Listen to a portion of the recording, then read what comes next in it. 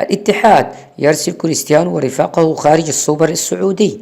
حقق فريق الاتحاد فوز عريض على نظيره النصر السعودي الذي يقوده النجم البرتغالي كريستيانو رونالدو بنتيجة 3-1 في مباراة نصف نهائي كأس السوبر السعودي، ويتأهل إلى نهائي المسابقة.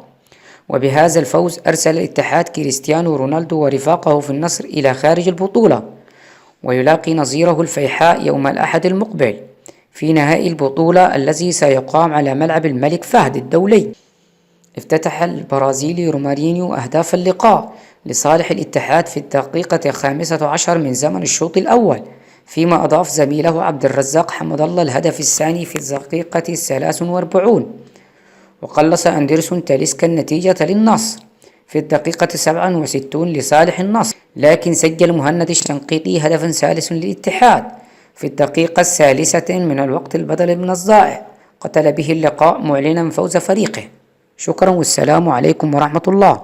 لا تنسوا الإعجاب بالفيديو والاشتراك في القناة ليصلكم كل جديد إن شاء الله.